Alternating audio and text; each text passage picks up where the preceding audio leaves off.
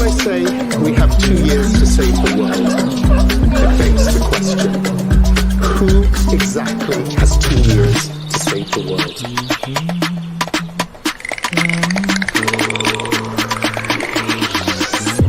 The answer is every person on this planet.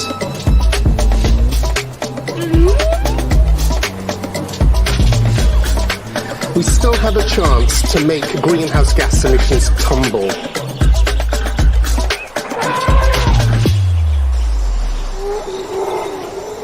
Generation of national climate plans, but we need these stronger plans now.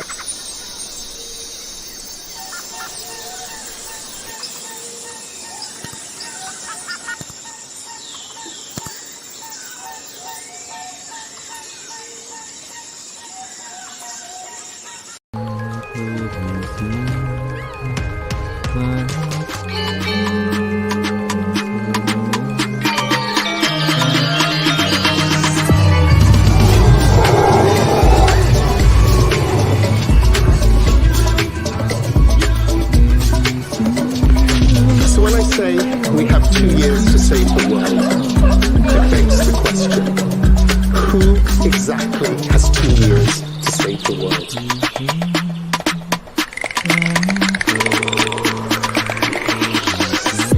The answer is every person on this planet.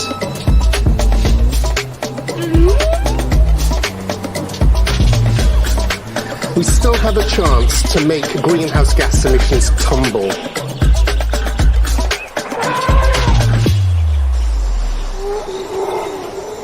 Generation of national climate plans, but we need these stronger plans now.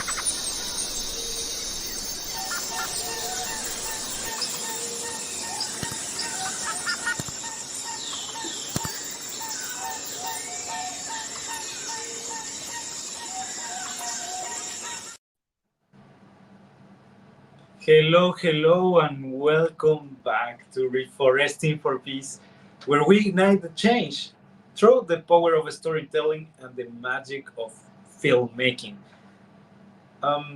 As you know, today we embark on this new adventure where we're going to be delving into the intricacies of the session composition, the scene building, and nature-based solutions for water conservation. Script writing and composition are the backbones of any film, of course, but shaping the narrative and giving life to our ideas, it's where imagination meets the structure and creativity meets the purpose. As we delve into these essentials, we will uncover the secrets behind crafting compelling narratives that amplify the message of nature-based solutions. Welcome everyone to our 5th Reeforesting for Peace session. We are really excited to learn today from you, get to know where we are using the Mentimeter once more. You will see the Mentimeter code here in our slides. So get to know our Mentimeter code 55213644 and go there, because please let me introduce you to Myrna, one of our GYC champs who are currently studying in Europe, and she will be the Mentimeter guru of this session. Hi, Myrna. How are you doing? Hi, Augustine. I'm great. How are you doing? I'm doing super good. Happy that we have this session. I'm excited to have you here today.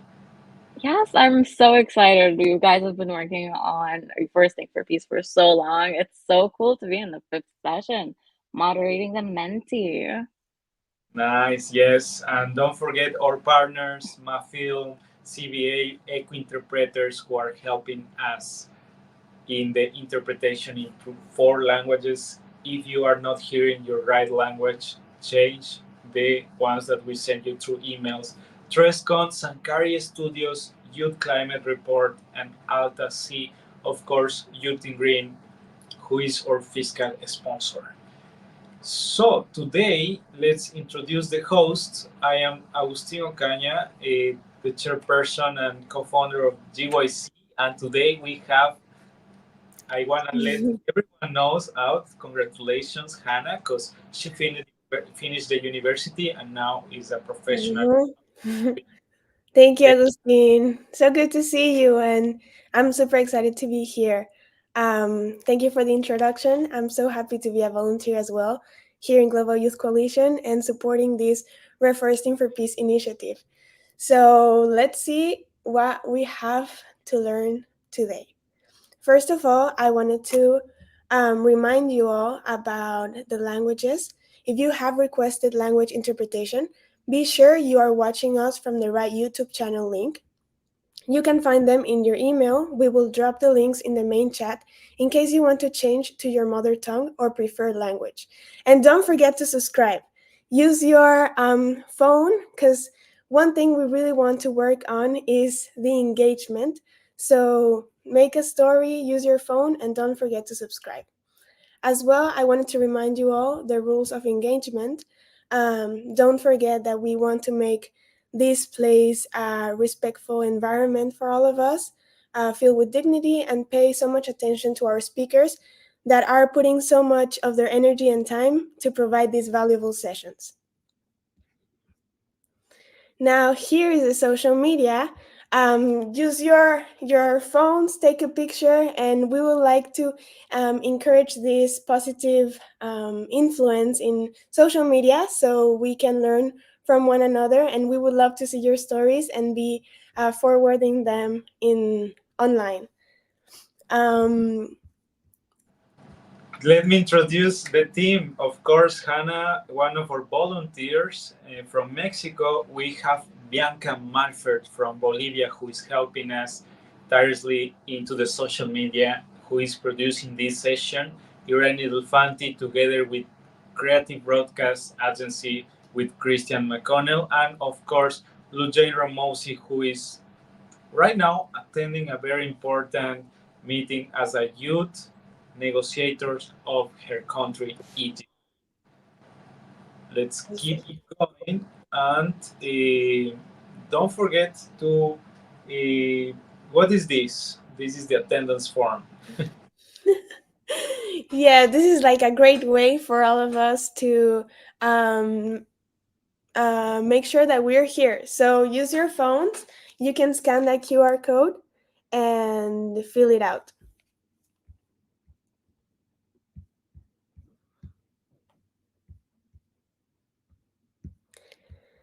And today we are super excited to have our first speaker. It's my pleasure to introduce him. So today we're going to learn from Turjoy Chowdhury. He is a Bangladesh visual storyteller and a researcher who has worked extensively in the Indian subcontinent, across Asia, and in the United States. Although he studied architecture instead of attending a photography institution, he has become a National Geographic photographer and explorer. Chowdhury focuses on long-term projects related to war history, conflicts, geopoliticals, human rights, and social environmental issues. His work includes projects on the aftermath of the Syrian civil war, the atomic bomb explosion history in Japan, immigrant stories in the United States, and the Rohingya refugees crisis in Bangladesh. He has also covered the impact of climate change for nearly a decade. His work has been exhibited globally and featured in a prominent publication such as National Geographic magazine, The New York Times, and The Guardian. Chowdhury has received numerous awards and nominations for his projects, including Tim Hethengrove Trust Visionary Awards and the National Geographic Society Storytelling Grant. That is amazing. I'm so excited. Hi, it's so good to have you here. Hey, Turjoy, it's going to be a pleasure to have you here. Let's go with one short video that we have as an introduction, and then the floor is all yours. Thank you, Turjoy, for having this time for us today.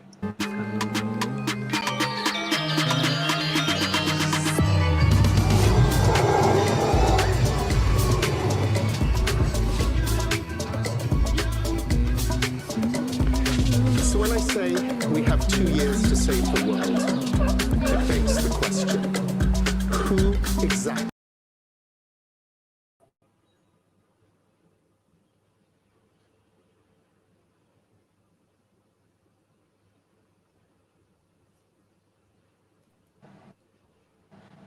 Hey, hey, hey. So, Turjoy, can you please support us with your screen? Uh, Yes. So can you hear me? we can hear you clearly, brother. Perfect. It's great to be here. Such an amazing arrangement. I'm super excited to share my work and experiences. I'm just sharing my screen here. Just let me know if everything's fine. Um, Okay. just a moment. Yes. Now, there you go. Turjoy, Oh, thank you.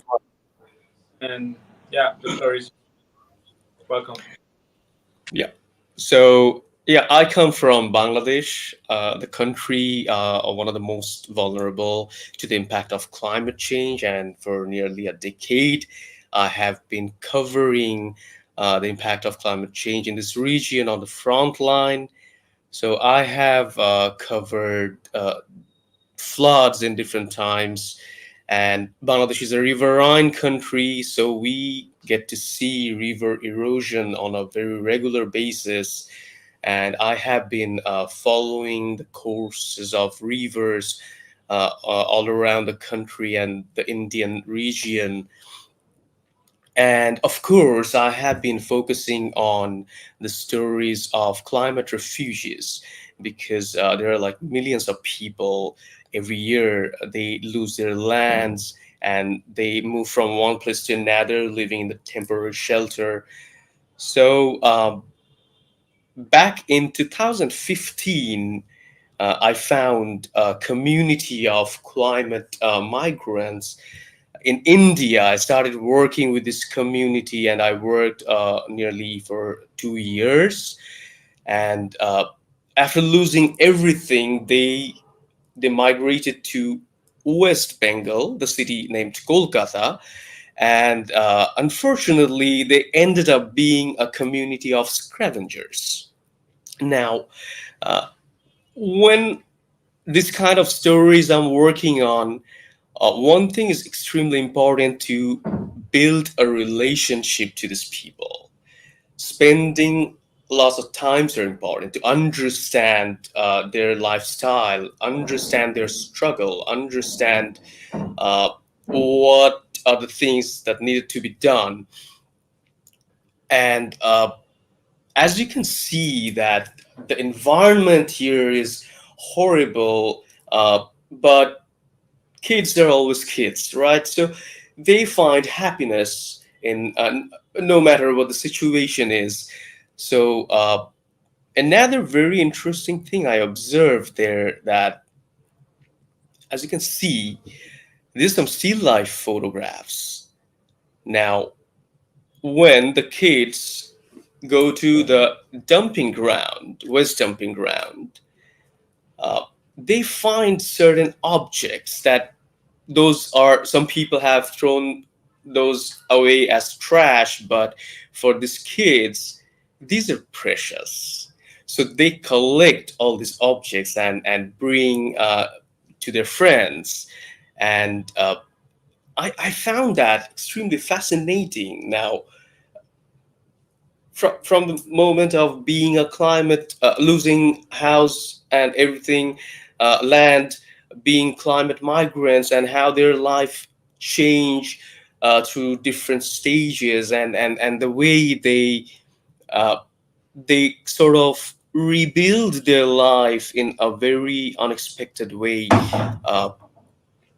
One day what happened when I was taking photographs, I observed that one kid found a photo album.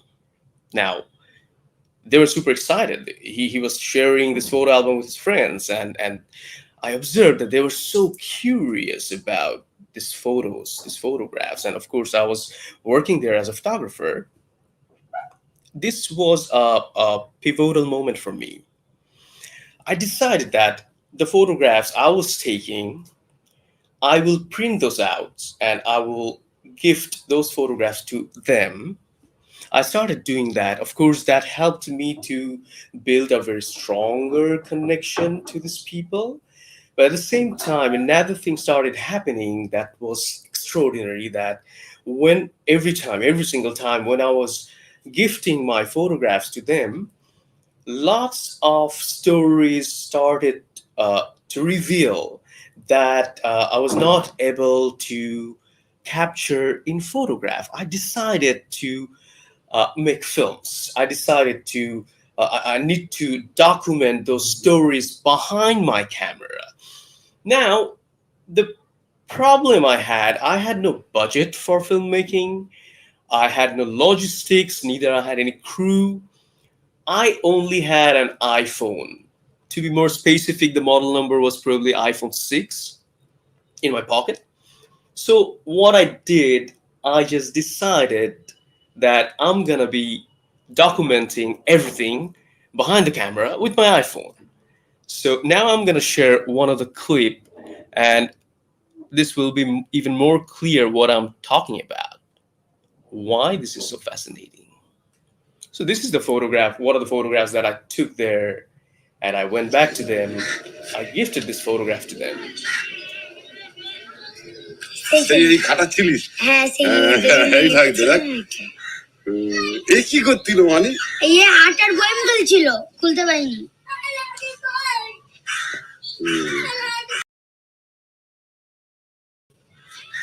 দেখে ছুটে দেই কোথায় মাঠে এগুলো গাড়িতে আসে পেয়ে যাই আমরা নিয়ে আসি বাচ্চা কাচ্চাদের খেলা করার জন্য এই আর কি যেটা ভালো মন্দ পাই সেটাই নিয়ে আসি নিয়ে এসে বাচ্চাদের জন্য দিই ওরা একটু আনন্দ হয়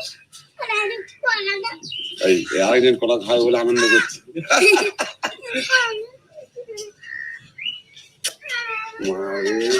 50 টাকায় দেবে কলা দেবে যা 50 টাকাতেই দেবে তুই যা না দেবে বলছি দেবে দেবে দে তুই আগলা চিন্তা করে দেখি একটা কলা দিবিনি খাবার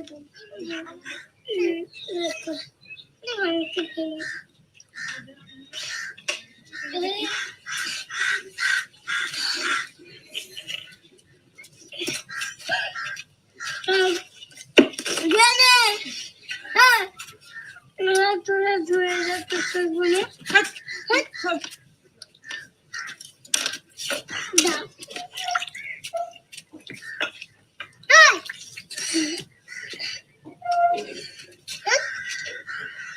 জলটা নোংরা করছিস কেন আমি নিয়ে আসলাম আর কষ্ট করে করে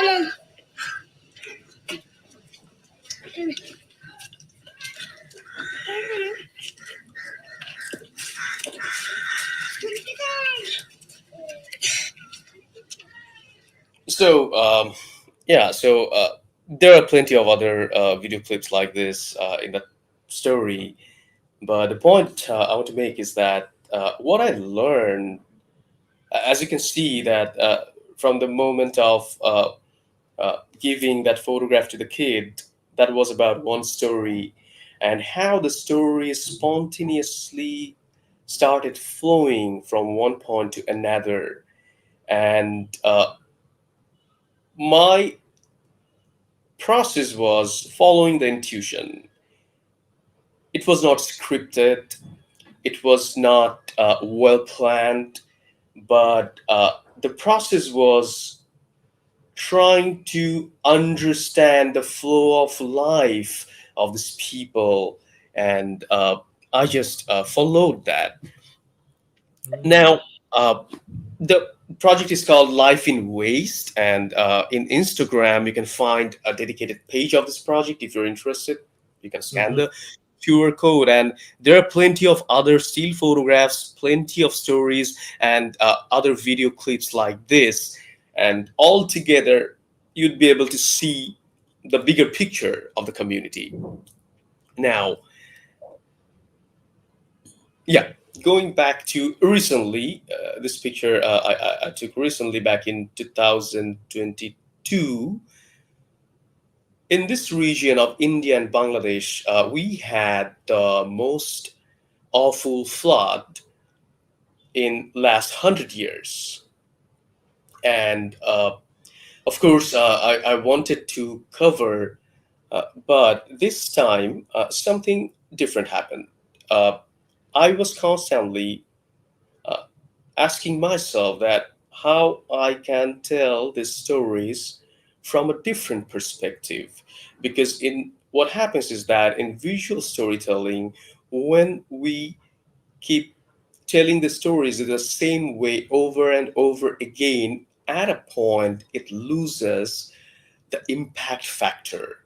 And in visual storytelling, whether that's still photograph or filmmaking, spatially, in the realm of this sensitive realm of climate change or this kind of topics, it's extremely important to have an impact through the work. Otherwise, we cannot expect any change, right? So, what I did completely something completely crazy. First thing I did, I decided that I will go to these places when rest of the world, the medias and the newspaper, they start leaving the place. They are done with their job. So basically what I mean is that mostly what happens is that people chase the spot news. But my point was when the moment of the spot news is over, when the flood water starts decreasing, I will go at that time. There's a reason behind it because you get to know and see the stories of the survivors from a very different perspective when the water level starts decreasing, because that's the moment when they start or they have to start rebuilding their lives. And to be honest, like for me, this was an eye-opening experience. I focused on one particular community in Bangladesh. It's a fishermen and farmers community. And I started focusing on particular characters. And I started focusing on their personal stories. And all these are survivors of the worst flood. So, as an example, here you can see. So, this is another approach I started exploring. That is, we call it diptychs, when you put two photographs together and tell one story. So it worked perfectly for this kind of personal stories. And these are the stories of survival. So here in this picture, you can see uh, Shornobala. She's a, of course, she was one of the survivor of the flood. Uh, in the rural areas, what happens? The livestock. She had three ships. For these people, these are not livestock.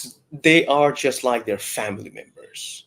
For her, these three ships were just like her children. So when there was flood, she took shelter on a boat, but at the same time, she made sure that all of her ships are safe. So she took these ships with her, and when she came back to the village, she brought these ships back as well. There was another very, as a photographer, I would say, like I was super lucky to be there at this very moment. She's Taslima. Long story short, during the flood, she took shelter in the rooftop with her children, survived there. But when the flood water started decreasing, she got back, and immediately what she did, they were running out of food. I mean, they couldn't cook or anything in the flood situation. So what they did, she did, she immediately made a mud stove, uh, but it was extremely difficult to set fire because everything was wet. Now, when I went there, on the right side, you can see that was the very moment when she was cooking rice for the first time after the flood. And in her portrait, you can see there is a subtle spark in her eyes and there is a subtle smile. And we had a long conversation. Uh, she told me that it was extremely challenging, but when the very moment she was able to set fire, that was the moment when she found hope. For storytelling, any form of storytelling, whether that's video or still photograph, it's extremely important to understand the moments. So I would say that the story became extremely significant because of that subtle smile, because of that very moment of hope that she found in spite of all these horrible ups and downs in life. So this is also necessary to find hope in the stories, especially when we're working on climate change, because we all know that generally it's a very awful kind of situation. But these people teach me courage. And being very honest, if my I live in a city in an apartment, if my apartment gets flooded, I'm dead. Literally, I don't know how to deal with this. Generally, in the city areas, we don't know how to deal with these kind of situations. But people on the front line, they are the faces of resilience. So that became the very perspective for this storytelling, that I'll be focusing on stories of the resilience. There are plenty of other stories like this, and amazing people, amazing personalities, and they're extraordinary stories of survival. Scan the QR code, it will take you to the page of the story. If you're interested, you can delve more into the stories of these amazing people. Now, next one is basically very recently I produced a video for COP28. For a while, I was working on a group of, I'll call them environmental activists, though they don't claim to be environmental activists, but in a way they're contributing to the environment. A local organization named Nirapod Bangladesh Sangstha, in English, that's Safe Bangladesh, and collaborating with a UK-based architecture charity. What they were doing is that they were training the village women, uh, and they were teaching them how to rebuild their rural houses in a more stronger way, so that they can survive during this kind of natural calamities. Now, there's a short video. জলবায়ু পরিবর্তনে উষ্ণতা বৃদ্ধির কারণে খরা বন্যা নদী ভাঙন বেঁচে থাকার জন্য সবাই হরে সচেতন কিভাবে পরিবেশ বান্ধব ঘর তৈরি করতে হয় প্রশিক্ষণ নেওয়ার জন্য আসছি। এখানে এসে আমি শিখলাম কিভাবে বাঁশ ট্রিটমেন্ট করতে হয়, কিভাবে কাতলা তৈরি করতে হয়, কিভাবে মাটির ব্লক তৈরি করতে হয়, কিভাবে ঘরে ক্রোচিং তৈরি করতে হয় এবং ক্রোচিং দিলে ঘর কিভাবে মজবুত হয় সেটা জানলাম। এই মজবুত বাঁশের ঘরটা যে তৈরি করব এর খরচা কি পরিমাণ সেটা জানলাম এবং বের করতে পারলাম। তারপর বিনোদনমূলক যেমন গানের মাধ্যমে শিখলাম, গল্পের মাধ্যমে শিখলাম, অনেক মজা করে শিখলাম, অনেক আনন্দ করে শিখলাম। যার যা প্রয়োজন বাস্তবে শিখিয়া সবাই বুঝিলাম এখন নিজের বাড়ি করি তৈয়ারি যার যা প্রয়োজন বেড়া খুঁটি চাটি মাটি কাতলা পুচিং দিয়া নিজের ঘর বানাবো নিজের সুন্দর করিয়া বাস্তবে শিখিয়া সবাই যার নিজের বাড়ি করি তৈয়ারি যার যা প্রয়োজন মনের মতো ঘর বানাইয়া থাকবো জীবন ভর আসুক যত বন্যা বাদল কাল বৈশাখী ঝড় বাস্তবে শিখিয়া সবাই বুঝিলাম এখন নিজের বাড়ি করি তৈয়ারি যার যা প্রয়োজন বাস্তবে শিখিয়া সবাই বুঝিলাম এখন নিজের বাড়ি করি তৈয়ারি যার যা প্রয়োজন।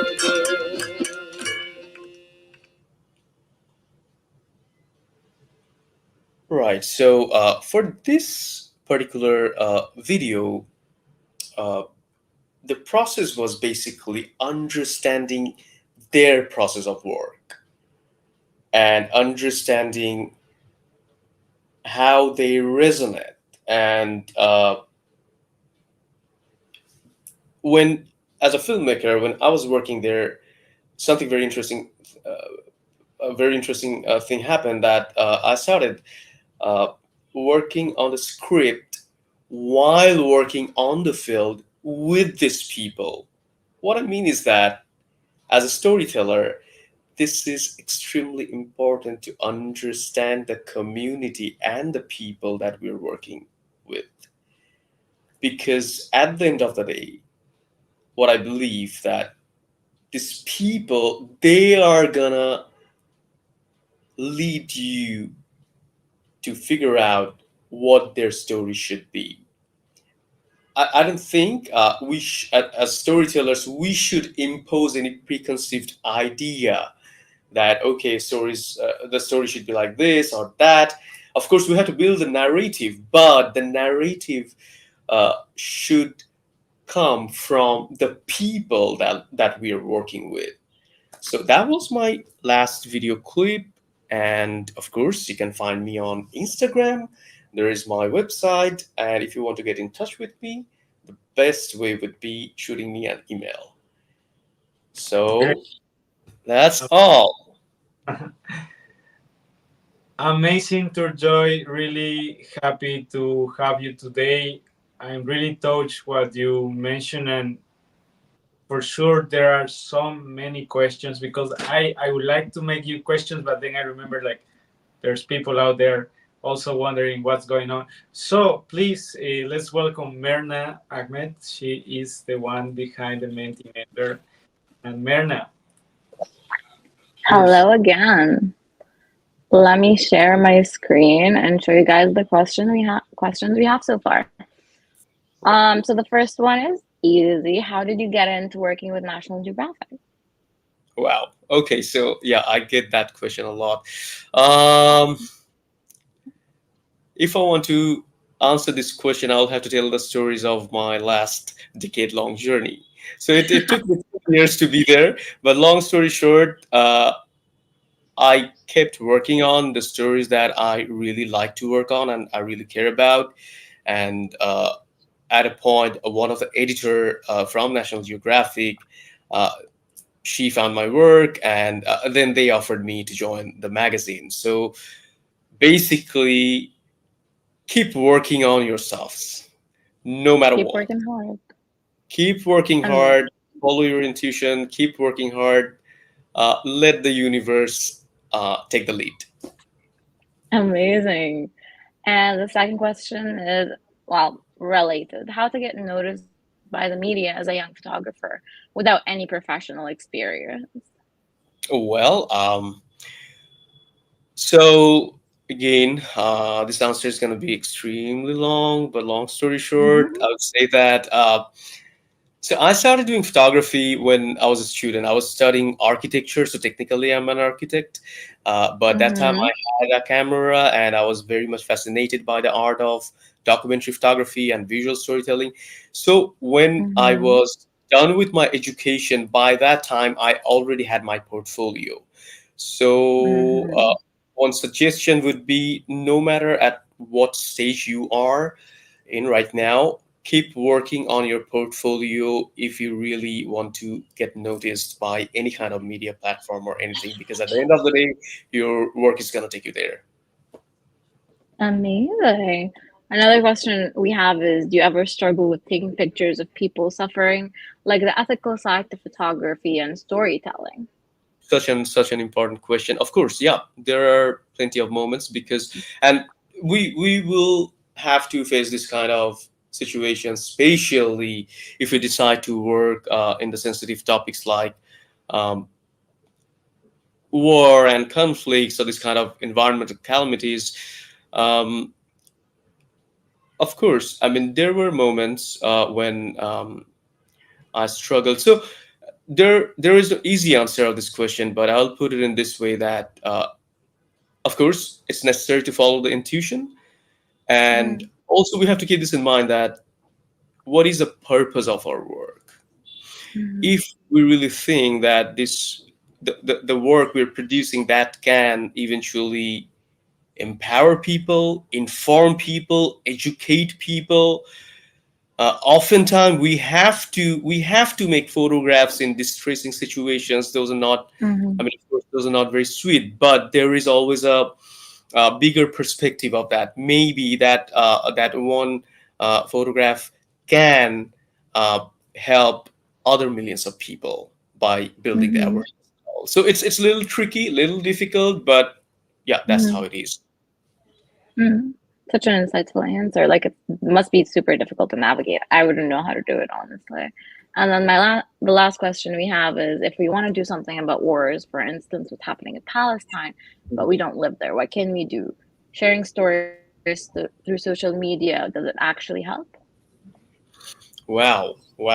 So such an amazing question. So when it comes to social media, of course, sharing stories on social media definitely helps, but there is a but.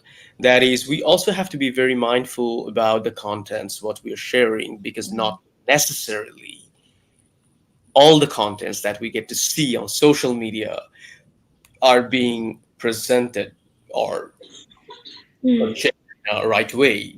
There might be controversies. So when it comes to social media or spreading anything on a very large scale, we always should uh, cross check. It's a tough process.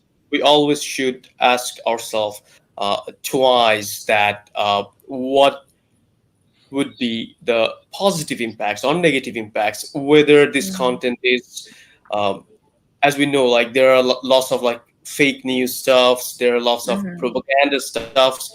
It's complex. So before sharing anything on social media, it's necessary to rethink, and especially when the contents are extremely sensitive like this.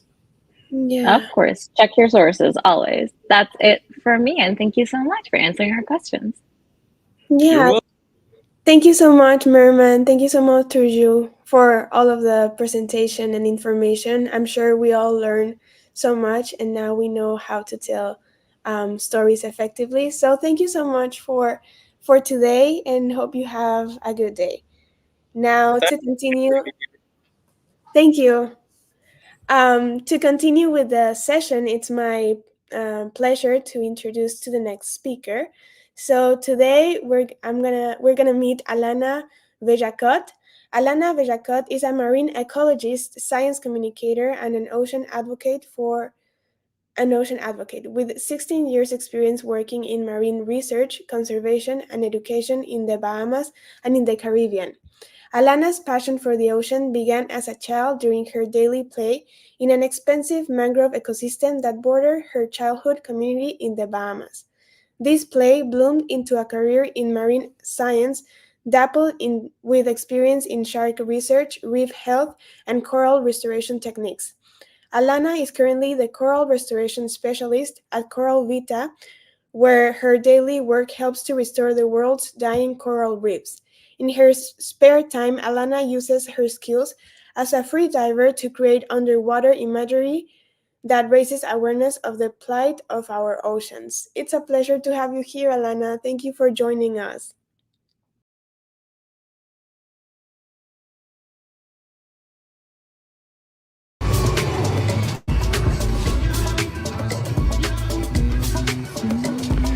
So when I say we have 2 years to save the world, it begs the question, who exactly has 2 years to save the world?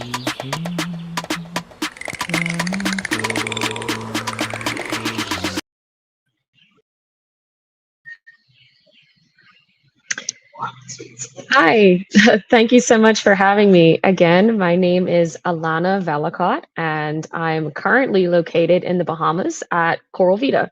We are the world's first land-based commercial coral farm for reef restoration. And I have a quick presentation to show you just to bring you up to speed on what corals are, what we're up to at Coral Vita, and then I'm actually going to take you over to the tanks where you get to see this process in real time. So let me pull up my slide. 1 second.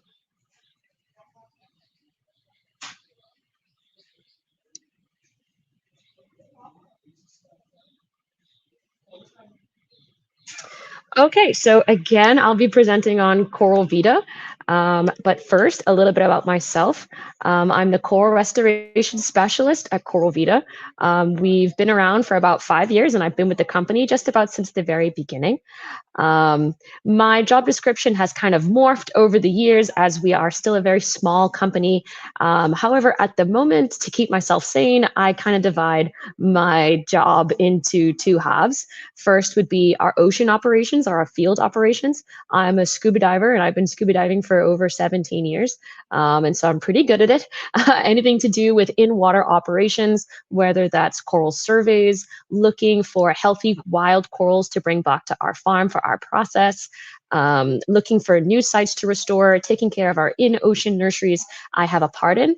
And then the other part is that I always kind of got the too talkative check mark in my report card in primary school and in high school. And so I've kind of turned this love of communicating and pairing it with the love of the ocean. I've smashed them together, and I work in education and outreach.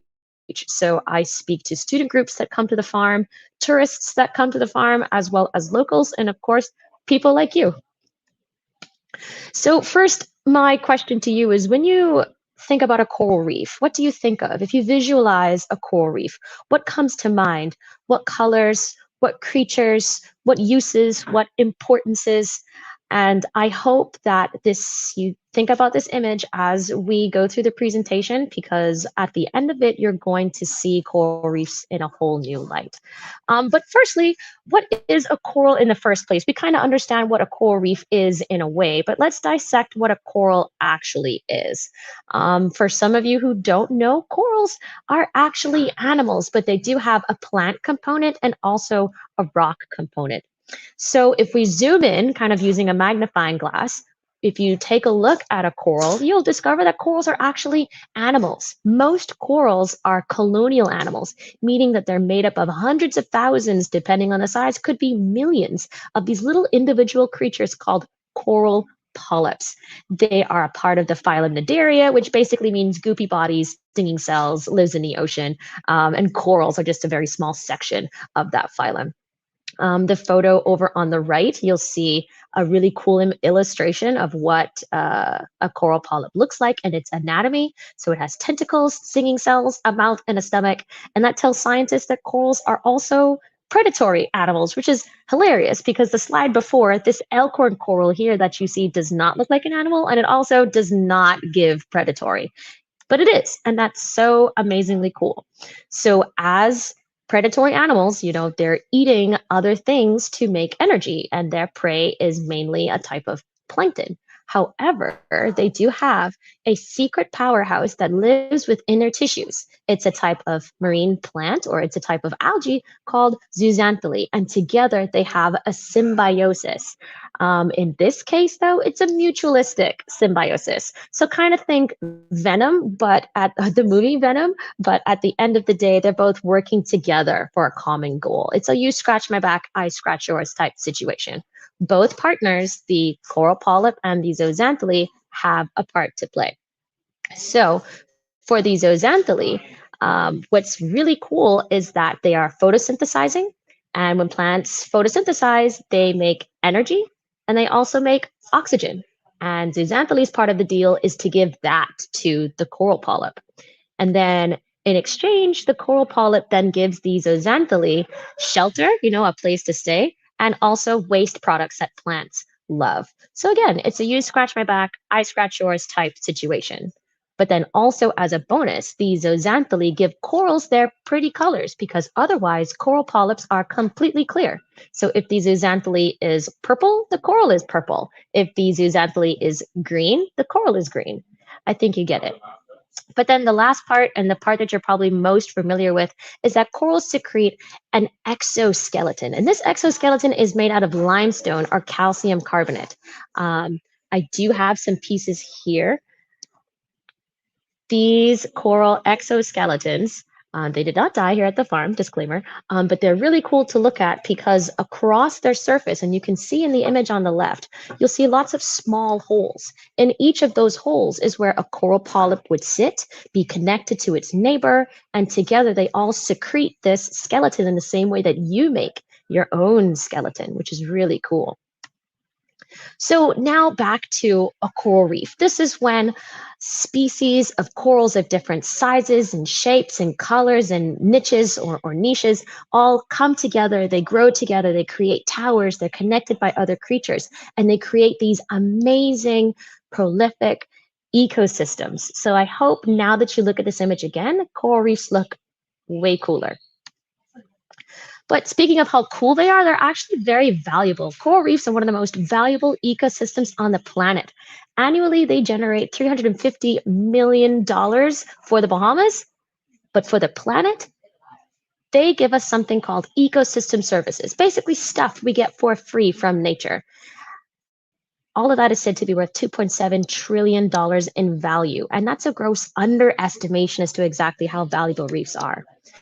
So here are some of these ecosystem services, or those free things that we get from coral reefs. So coastal protection is a big one, especially for me growing up and living in the Bahamas. Coral reefs are our first line of defense against big waves coming from storms. And when you pair them with mangrove ecosystems, like what you just learned earlier, they can reduce wave energy by up to 97%. And that can mean the difference between me getting away to higher ground and also me not being able to. Then I'm sure I don't have to tell you the amount of food that coral reefs provide us. They provide food for hundreds of millions of people around the world. And for people living in more rural coastal settings, like a lot of Bahamians, it's our main source of protein. Well, they produce our main source of protein, which is seafood. And then 25% of all marine life rely on coral reefs at some point in their life cycle.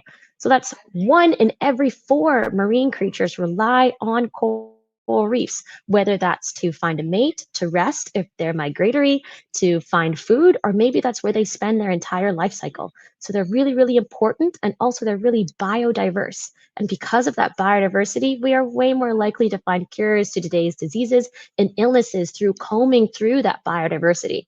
Early COVID-19 treatments were synthesized from reefs. Those with Alzheimer's, there are treatments for them coming from reefs, and also those with certain autoimmune diseases and cancers. There are treatments for their pain and inflammation coming from reefs. So really, really important. And then on a more deeper note, it's a very big part of Bahamian culture, and I'm sure to local coastal peoples around the world. For the Bahamas, 2 of our top 3 industries rely on reefs to be healthy. That's tourism and fishing. And of course, you cannot have success in either of those industries without reefs being healthy to support those industries. Unfortunately, all of these ecosystem services that you and I benefit from on a daily basis are under threat, in that reefs are dying. And we have lost half of the world's reefs within the last few decades. And if we choose to do nothing at all, if we ignore it, we could lose almost all of global reefs by the year 2050. And that may sound far away, but it's the year 2024. That's only maybe 26 years from now. So that's really scary to know. And reefs are dying due to many stressors that are compounding on each other, like ocean acidification, climate change, overfishing, pollution, and of course, climate change is exacerbating all of these stressors and killing reefs way faster than they can rejuvenate. But there is hope, because restoration has proven to revitalize these reefs.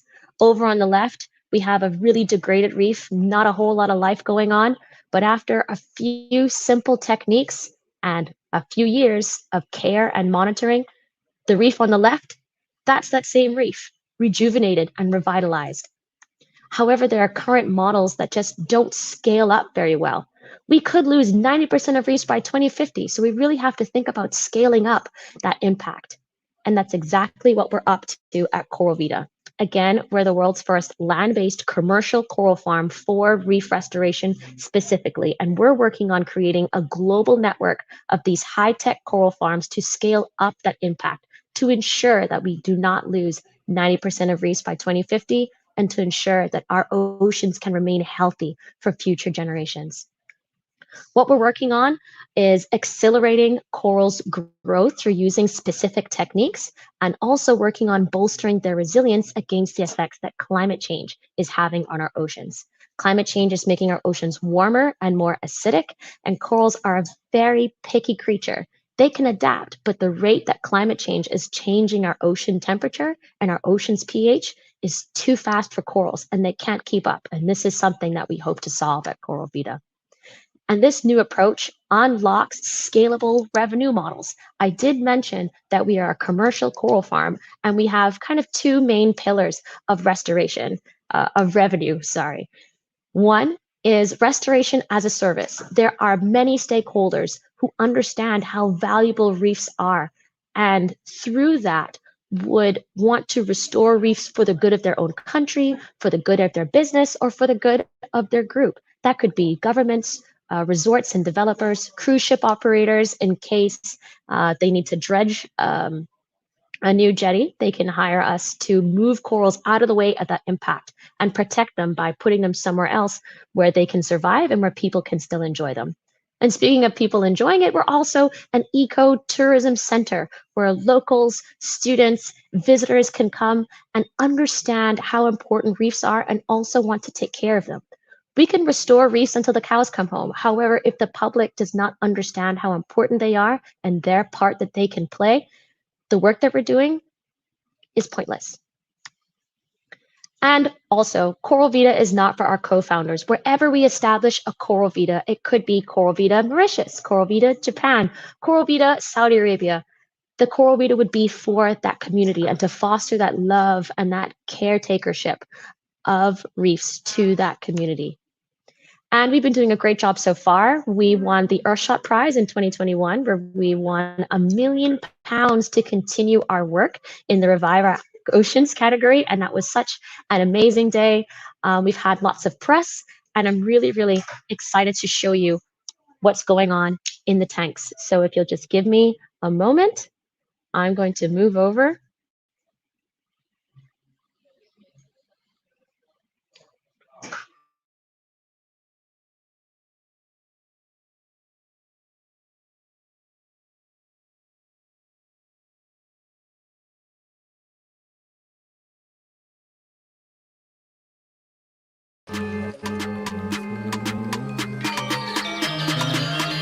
Hello, everyone.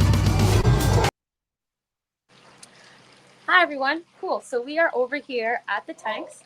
These are our raceways. It's just a fancy way to say tanks. And in these tanks, we have water. And this is ocean water because corals are a marine creature. There's no such thing as freshwater corals.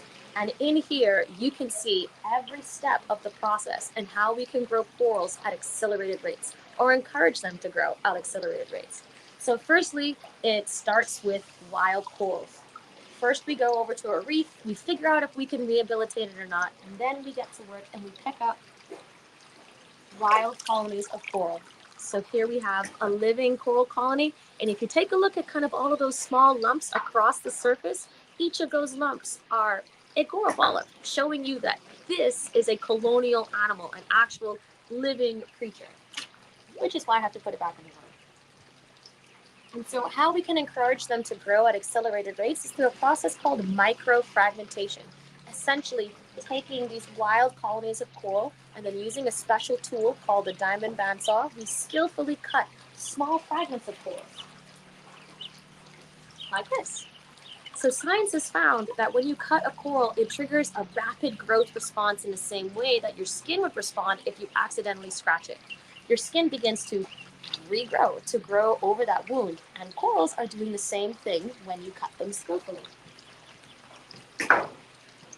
So over time, the coral begins to grow over the microfragments. So you can kind of see that there. You can see all of the little polyps, and it's actually beginning to grow across this cement plug that we've given it to grow on. And this coral hasn't been in our farm for very long. Corals are a very slow growing species, and through this process we can encourage or accelerate that growth. But then the next step is when we place them back together to end up with a larger coral. So we're gonna go this way. I'm really glad I rehearsed this before. Yes, you can see more of our raceways. I am so happy, Alannah. I am here flipping like this is amazing. Thank you for doing this. I'm loving it. Absolutely, absolutely. Okay, so the next step, hold on, you can't see.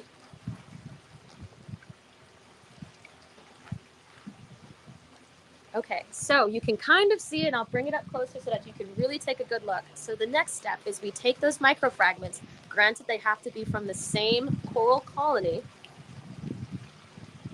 and we place them across a surface called a fusion cookie, because the idea is when they begin to grow over the plug, they will eventually run into each other. But what's really cool is that they will actually recognize themselves. It's like, oh shoots, it's me.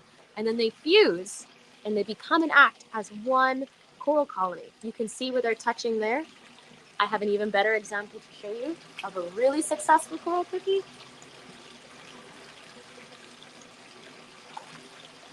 So this coral cookie is almost completely covered in living tissue. There's hardly any space. That's the substrate or the surface that we gave it originally. And this is what we hope to accomplish. So then this fusion cookie, of course, we only borrow the corals for a little while, then goes back into the ocean. And how we outplant is what we call it. How we put these corals back onto the reef is we have a really cool underwater drill. We drill a hole into dead coral or into rock. We squirt a bit of very special cement into that hole, and there's a screw. Under each of these coral cookies, we place them into that hole, and we can kind of screw that in, just like that. Hey, Alannah, I'm loving this. Just can you check, like, can you turn off your camera and turn it on? Because some people is saying that there's a black screen right now, but it's just the last minutes. No problem. Are doing. Just to try. Yeah, let's hope that works. So please keep sharing what you are doing, guys. I need to visit you guys. I'm like, you absolutely do.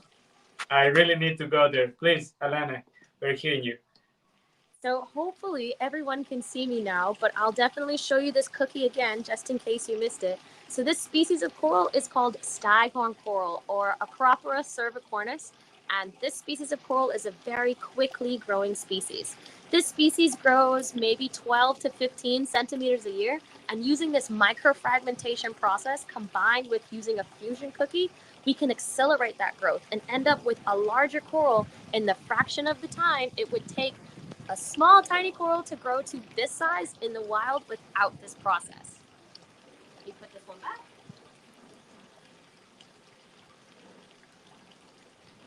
And then we're going to go back over to where I was earlier. But before I do, this is our entire coral farm. And this is just the beginning. So I'm going to head back over to my chair where I was earlier. Don't go anywhere, BRB.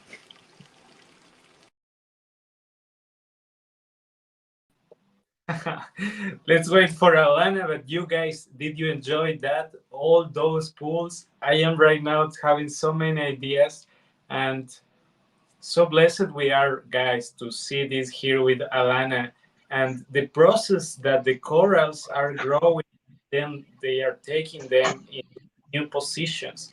Actually, Alannah, I got the chance to see these structures of coral that you are like even doing like some art, but with coral under the ocean. Have you seen those? Underwater sculptures? Yes, with coral. Yes. So underwater sculptures can be beautiful. However, what sometimes can happen is that these sculptures are left to be colonized with corals. That's called passive restoration, where you kind of put something down there and you hope for it to become a reef one day. You just learned that corals are very, very slow growing species. The slowest growing corals only grow like 1 to 2 centimeters a year. And so by using this method of active restoration, putting living corals onto a structure and then onto the reef, soon you'll have a reef in no time. It supercharges that process. Wow. No, Alannah, I was behind the scenes just taking notes and learning so much about I didn't even know that corals were an animal. Like, just for that fact, wow, I've learned so much. So as well as I know Mentimeter has so many more questions. So I'm going to allow Myrna to jump in and read the questions. Yes, we have so many. Let me share my screen one more time. That's awesome. The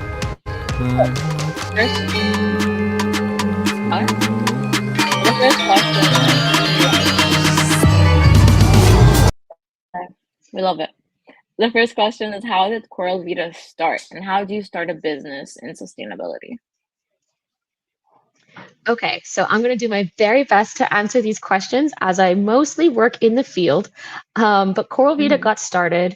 Our two co-founders are Sam Teicher and Gator Halpern, and they actually were good buddies in graduate school. They both went to Yale, and honestly, they were sharing a beer trying to figure out, okay, A, what are we going to do with our degrees? But they also were really upset at the pace that science and research and policy were actually creating effective change to make a positive change in this planet. And so they were kind of looking for common chords to figure out what can we do to help supercharge any sort of plight that the planet has. They both have a love for the ocean and a love for scuba diving, and Sam Teicher had just finished up a coral restoration project in Mauritius that when the project was said to be done, the reef wasn't restored. And so from then came the idea of creating Coral Vita as a business. That is so cool. And what did you say? What are baby corals called, or is it technically correct to call the coral fragment baby coral? That's such a cute question. It is a really cute question. So corals actually go through a whole metamorphosis. So they can sexually reproduce, and they can also asexually reproduce. So for an asexually reproduced coral, as in like if a piece of coral broke off of a larger colony, that would be called a fragment. It's technically a baby coral, but if you're thinking about like brand spanking new, genetically diverse baby coral, they go through a metamorphosis where first they start off as egg and sperm, then an embryo, then they turn into the larval stage, which is a planula, and then a spat, and then it's a juvenile coral. So I'm not sure there's an actual name, like how a baby goat is called a kid. I'm not sure if there is a word for an actual baby coral. They should make one. Oh, okay. They should. It would be really cute. And next is, how can we as individuals help the coral reefs? There are so many things you can do. You don't have to be working at Coral Vita. You don't even have to be a swimmer to help protect coral reefs. First thing is that everybody plays a role in this, although this is not completely our fault, but it's getting a handle on our consumption of single-use plastics. If you don't need to consume that plastic bag, that plastic fork or spoon after you got takeout, or if you need a drink of water, there's so many alternatives. You can take your own grocery bag, you can have your own utensils for takeout, and you can also have a water bottle. I know this whole Stanley water bottle thing is trending right now. One Stanley is cool. Having more than one Stanley kind of defeats the purpose. So hopefully you get the idea. I love to engage in product swapping where I pick something in my cupboard and I try to figure out if I can find a more sustainable option. So instead of a plastic jar, can I get a glass jar? Or can I get it in a bar form instead of in a liquid form?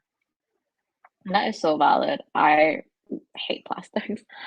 And the last question is, that's someone who wants to reach out to you with an idea for a collaboration. What's the best way to connect with you? Absolutely. So the best way to connect with me personally is through my Instagram. It's my first name and last name. My last name is missing a T in the slides. I do have a QR code for you. That's for me. Just give me 1 second. I'll bring it up for you. Check it out. Okay, so for Coral Vita, to get in touch with Coral Vita specifically, this is the QR code on the thank you page. But then to collaborate with me specifically, there's the QR code on this page. And both those QR codes will either take you to Coral Vita's IG or to my IG. If you reach out to me, you reach out to Coral Vita. If you reach out to Coral Vita, you also reach out to me because I check both Instagram accounts. But if neither of those codes work for you, my name is spelled up there. My IG is just my name on Instagram, Alannah Vellacott. Actually, Amazing. I will follow you and I will write you because it was such an amazing session. Honestly, I enjoyed much, Alannah. I remember myself when I was watching like these TV shows where I was Sauma Fu, or I don't know if you know them, you know, like I've never actually watched Zubumafu, but I know about it. I love it so much. So thank you. And I guess right now, where's Merna? Why is not Merna here? Because right now we have also a small break, and Merna is supposed to be here to help me introduce. Hi. We're gonna go to the break now and listen to DJ Figo. That is so exciting. I love the session. Hi there. To save the world, it begs the question, who exactly has 2 years to save the world?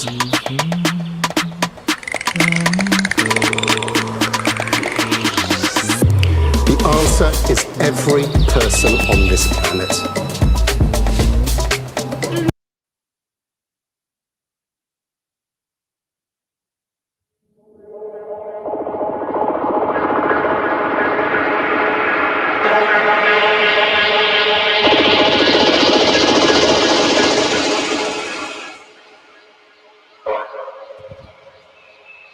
Yo, listen me anthem them just ready for we laughing.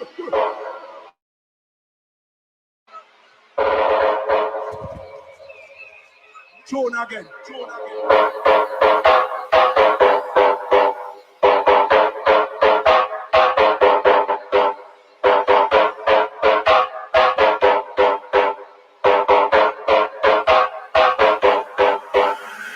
Anywhere we go, we are number one.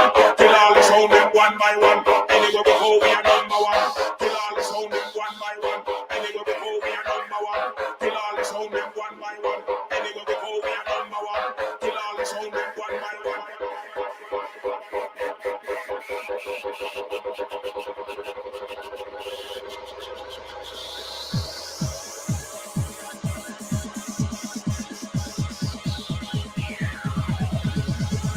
Kill all the sound them one by one. Kill all the sound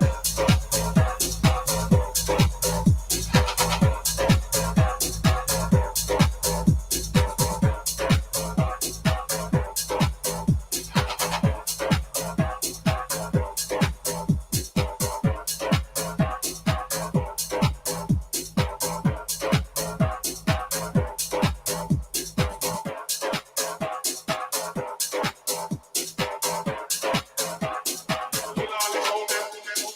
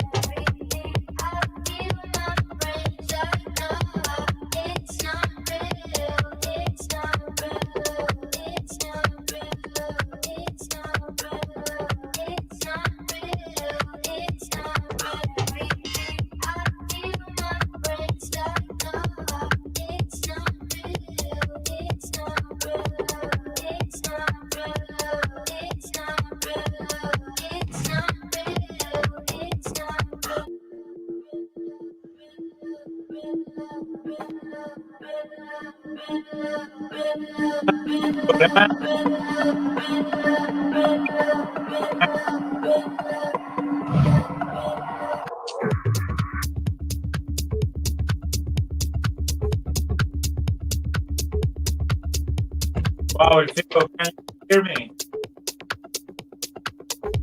I now.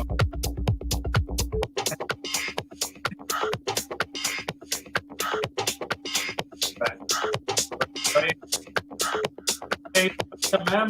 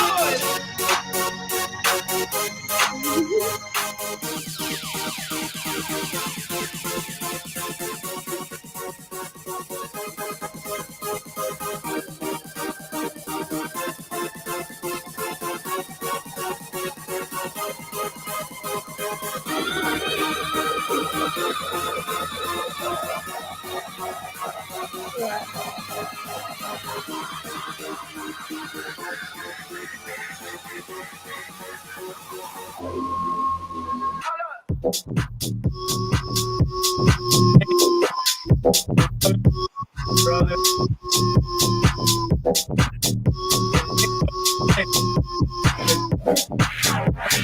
So, I have the party.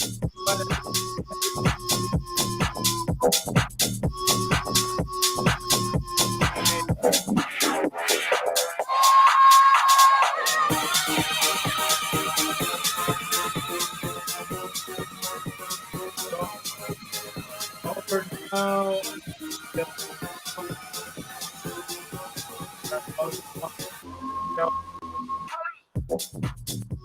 Thank you, Theo. Thank you. That was amazing. So I'm glad for Theo so much. Yeah. And Wow. thank you much, Elfigo. It was impressive. Hannah, did you enjoy it? Wow, I was like, this is a great break. I'm just like here dancing. Recharging. Hannah, let me tell you something. I really had Thank you so much. so happy that we can hear this music today. But right now, let me introduce you to our next speaker, Michelle Sanders. Her work has taken her to the Arctic, South Pacific, Europe, North America, for topics including the trade of tortoise and tigers, the accelerating loss of the Arctic sea ice, and stopping development of the largest oil field proposed in the North Sea. Michelle has filmed, Hannah, listen to this. Michelle has filmed underwater in Europe and Australasia.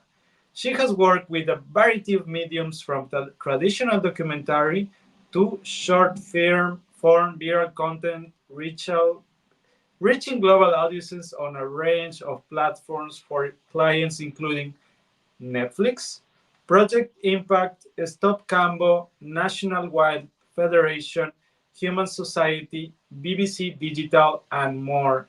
So let's go with the video and please welcome Michelle Sanders.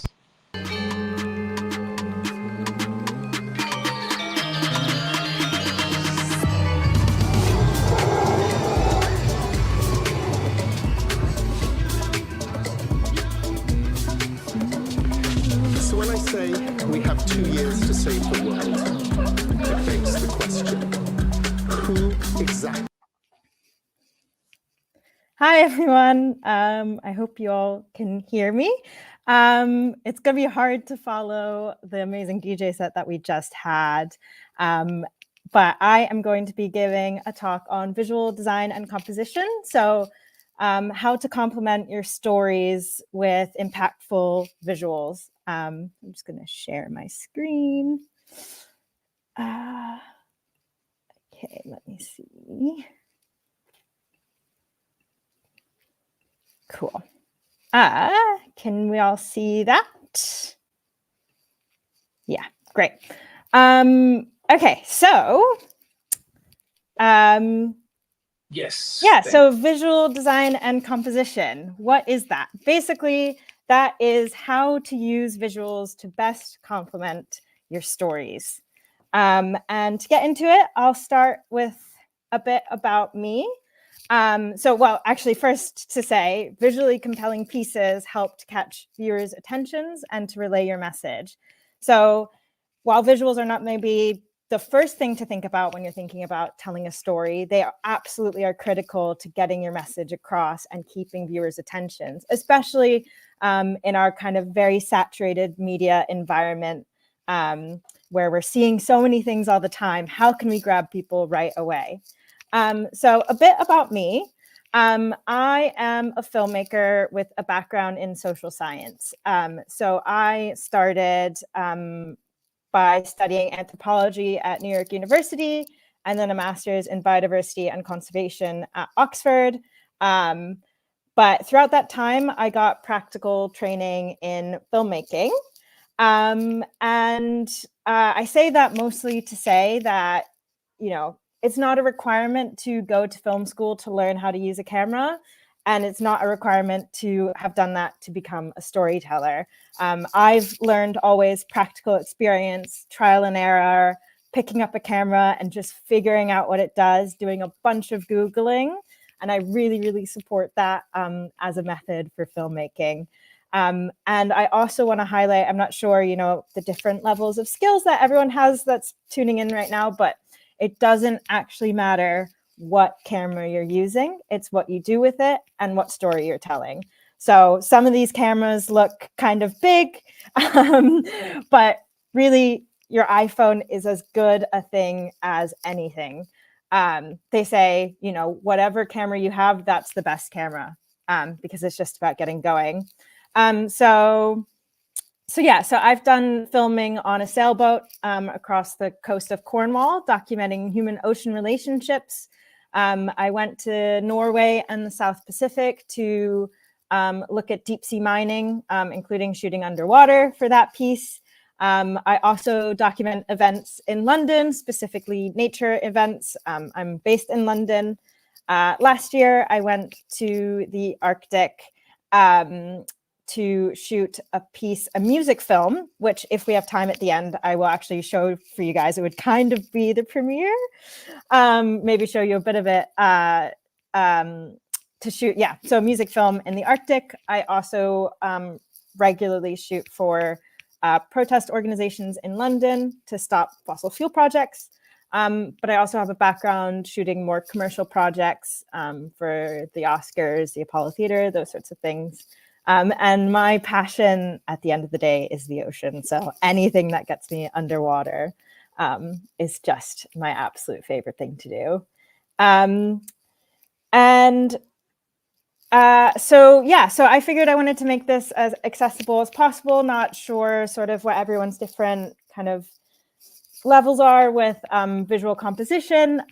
So kind of the biggest general rules, what I would say is, first and foremost, you want to shoot with the light. And what that means is that you have whatever your subject is, which is usually a human face, or it could be an animal, or it could be a plant, or even a mushroom. That has to have the best light. So if you have light in the background that's brighter than your subject, it's not going to look as nice. So for example, with people, it can be really nice to shoot on an overcast day because it's more favorable light. I don't know if you can, you know, with my face right now, it's quite a bright light. So you can see all the little crevices in my face. So an overcast day can be really good for shooting interviews and that sort of thing, to keep it quite the same, but it's not a rule. Really, the day that works is the best day to be filming.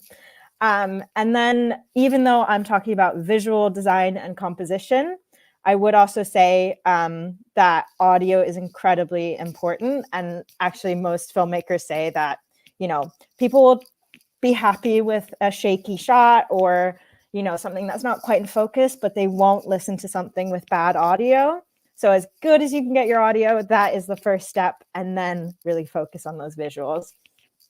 And, you know, since we're in kind of the era of TikTok and Instagram, for vertical videos, because you have such like a narrow frame, I would say keep the camera still mostly, especially when you're starting out. And then have the movement go through the frame. And also if you're filming with a person, you know, keep them straight, or keep yourself straight if you're filming yourself, because that movement side to side is unforgiving on a phone, if that makes sense. So, and then in horizontal, if you have kind of a camera that allows it, I would say shoot 4K so that you can crop into vertical, because, you know, as my filmmaking has developed, there's very few pieces I've made that haven't needed vertical cropping for kind of promoting it on Instagram or TikTok or wherever online. And then there's also the fundamental rule of visuals, which is that if you're using a camera that has the shutter speed and the frame rate, your shutter speed needs to be double your frame rate. Why? So film is not the same as photo. Photos, you can, if you want something to be really crisp, you shoot at like 1/200th of a second. In films, because films are compiled by a series of photos, there's this thing called motion blur. So if I wave my hand just now, you can sort of see it moving, right? If you take too many photos, it would show up like this.